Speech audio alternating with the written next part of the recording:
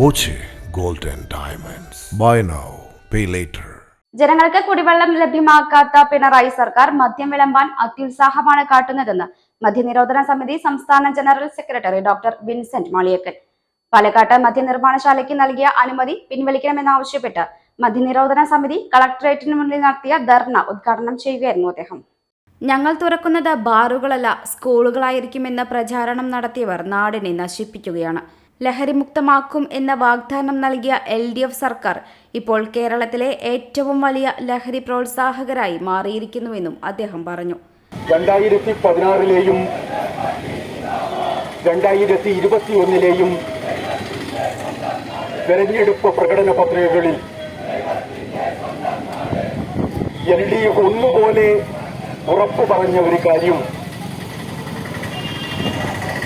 ഞങ്ങൾ അധികാരത്തിൽ വന്നാൽ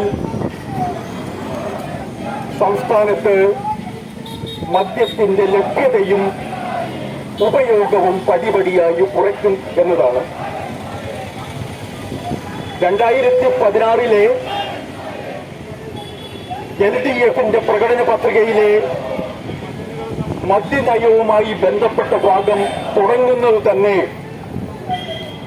മദ്യമെന്നത് ഒരു മഹാവിപത്താണ്, മദ്യത്തിന്റെ ലഭ്യതയും ഉപയോഗവും പടിപടിയായി കുറയ്ക്കുന്ന നയമായിരിക്കും LDF കേരളത്തിൽ സ്വീകരിക്കുക എന്ന് പറഞ്ഞുകൊണ്ടാണ്. മദ്യനിരോധന സമിതി ജില്ലാ പ്രസിഡന്റ് AK സുൽത്താൻ അധ്യക്ഷത വഹിച്ചു. Sreenath Kadampazhipuram, Antony പന്തല്ലൂക്കാരൻ, N Velayudhan, KA Sulaiman, M Akhilesh Kumar, Ramakrishnan Thachampara, Mani പറമ്പേത്ത്, K Abubakar, Velayudhan Kottekkad എന്നിവർ പ്രസംഗിച്ചു.